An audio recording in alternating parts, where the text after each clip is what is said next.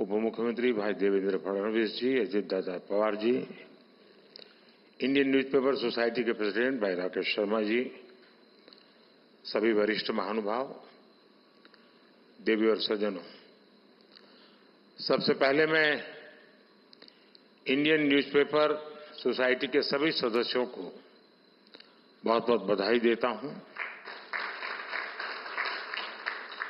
आज आप सभी को मुंबई में एक विशाल और आधुनिक भवन मिला है। मैं आशा करता हूं कि इस नए भवन से आपके कामकाज का जो विस्तार होगा, आपकी जो ईज ऑफ वर्किंग बढ़ेगी, उससे हमारे लोकतंत्र को भी और मजबूती मिलेगी। इंडियन न्यूज़पेपर सोसाइटी तो आजादी के पहले से अस्तित्व में आने वाली संस्थाओं में से एक है और इसलिए आप सबने देश की यात्रा के हर उतार चढ़ाव को भी बहुत बारीकी से देखा है, उसे जिया भी है और जन सामान्य को बताया भी है। इसलिए एक संगठन के रूप में आपका काम जितना प्रभावी बनेगा, देश को उसका उतना ही ज्यादा लाभ मिलेगा। साथियों, मीडिया केवल देश के हालातों का मुख्य दर्शक भर नहीं होता। मीडिया के आप सभी लोग हालातों को बदलने में, देश को दिशा देने में एक अहम रोल निभाते हैं। आज भारत एक ऐसे कालखंड में है जब उसकी अगले 25 वर्षों की यात्रा बहुत अहम है। इन 25 वर्षों में भारत विकसित बने, इसके लिए पत्र पत्रिकाओं की भूमिका भी उतनी ही बड़ी है। ये मीडिया है जो देश के नागरिकों को जागरूक करता है। ये मीडिया है जो देश के नागरिकों को उनके अधिकार याद दिलाता रहता है और यही मीडिया है जो देश के लोगों को ये एहसास दिलाता है कि उनका सामर्थ्य क्या है। आप भी देख रहे हैं, जिस देश में नागरिकों में अपने सामर्थ्य को लेकर आत्मविश्वास आ जाता है, वो सफलता की नई ऊंचाई प्राप्त करने लगता है। भारत में भी आज यही हो रहा है। मैं एक छोटा सा उदाहरण देता हूं आपको। एक समय था जब कुछ नेता खुलेआम कहते थे कि डिजिटल ट्रांजैक्शन भारत के लोगों के बस की बात नहीं है। ये लोग सोचते थे कि आधुनिक टेक्नोलॉजी वाली चीजें इस देश में नहीं चल पाएगी, लेकिन भारत की जनता की सूझबूझ और उनका सामर्थ्य आज दुनिया देख रही है। आज भारत डिजिटल ट्रांजैक्शन में दुनिया में बड़े बड़े रिकॉर्ड तोड़ रहा है।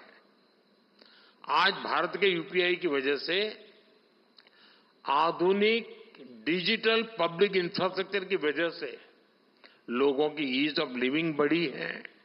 लोगों के लिए एक स्थान से दूसरे स्थान पैसे भेजना आसान हुआ है। आज दुनिया भर में हमारे जो देशवासी रहते हैं, खास करके गल्फ के देशों में, वो सबसे ज्यादा रेमिटेंस भेज रहे हैं और उनको जो पहले खर्च होता था उसमें से बहुत कमी आ गई है। और इसके पीछे एक वजह ये डिजिटल रिवॉल्यूशन भी है। दुनिया के बड़े बड़े देश हमसे टेक्नोलॉजी और हमारे इम्प्लीमेंटेशन मॉडल को जानना समझने का प्रयास कर रहे हैं। ये इतनी बड़ी सफलता सिर्फ सरकार की है ऐसा नहीं है।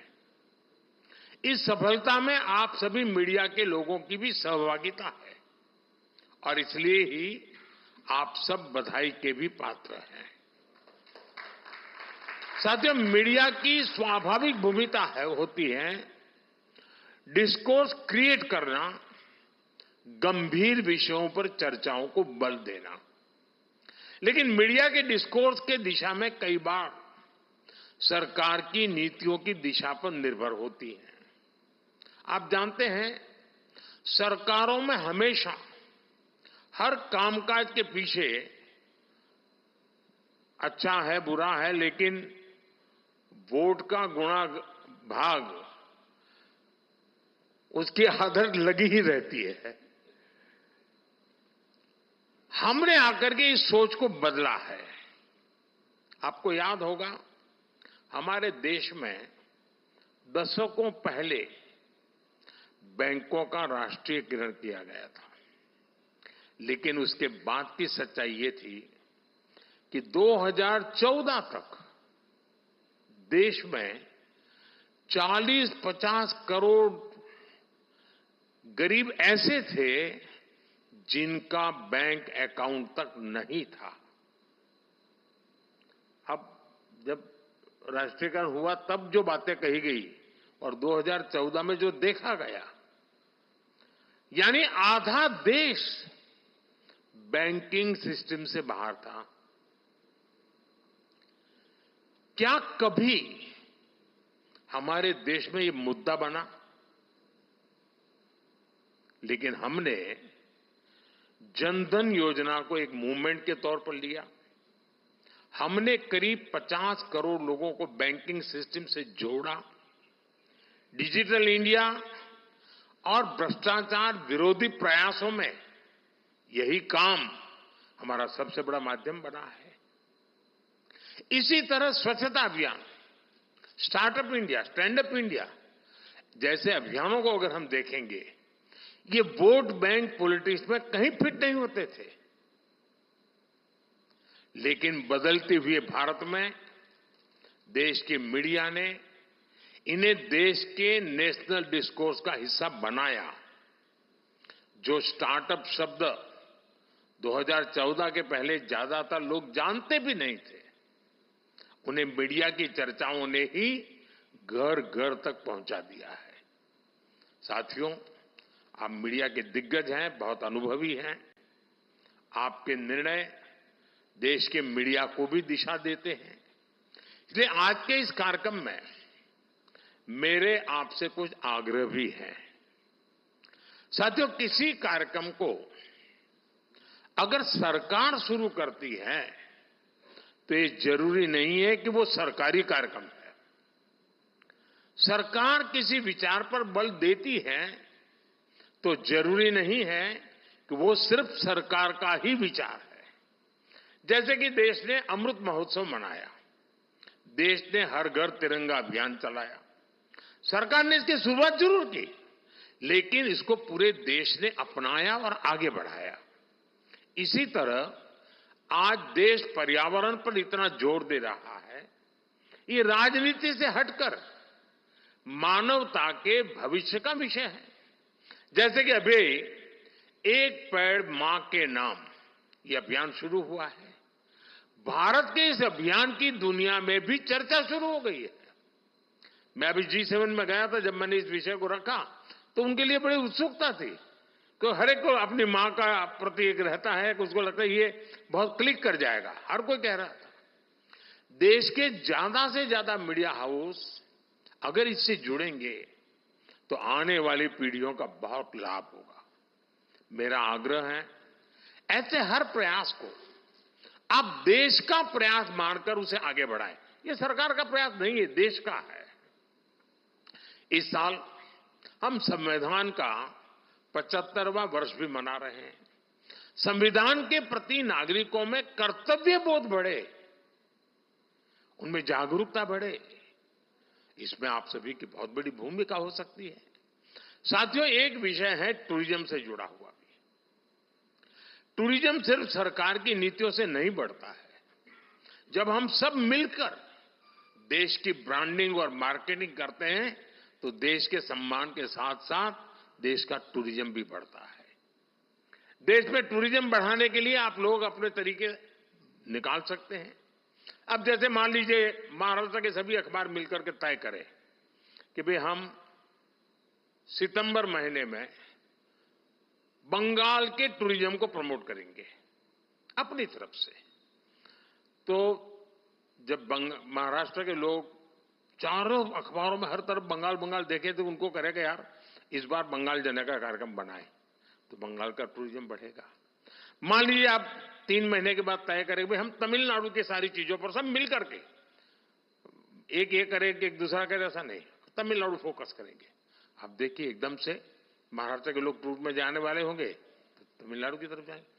देश के टूरिज्म को बढ़ाने का एक तरीका, और जब आप ऐसा करेंगे तो उन राज्यों में भी महाराष्ट्र के लिए ऐसे ही कैंपेन शुरू होंगे जिसका लाभ महाराष्ट्र को मिलेगा। इससे राज्यों में एक दूसरे के प्रति आकर्षण बढ़ेगा, जिज्ञासा बढ़ेगी, और आखिर का इसका फायदा जिस राज्य में आप ये इनिशिएटिव ले रहे हैं और बिना कोई एक्स्ट्रा प्रयास किए बिना आराम से होने वाला काम है। साथियों, आप सभी से मेरा आग्रह अपनी ग्लोबल प्रेजेंस बढ़ाने को लेकर भी है। हमें सोचना होगा दुनिया में हम नहीं है as far as media is concern. हम 140 करोड़ लोग के देश हैं।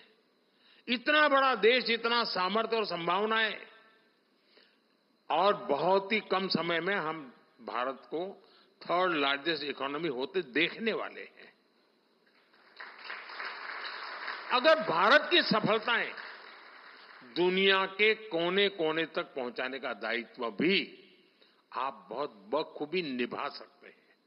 आप जानते हैं कि विदेशों में राष्ट्र की छवि का प्रभाव सीधे उसकी इकोनॉमी और ग्रोथ पर पड़ता है। आज आप देखिए विदेशों में भारतीय मूल के लोगों का कद बढ़ा है, विश्वसनीयता बढ़ी है, सम्मान बढ़ा है, क्योंकि विश्व में भारत की साख बढ़ी है।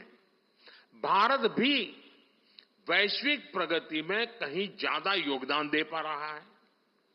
हमारा मीडिया इस दृष्टिकोण से जितना काम करेगा देश को उतना ही फायदा होगा।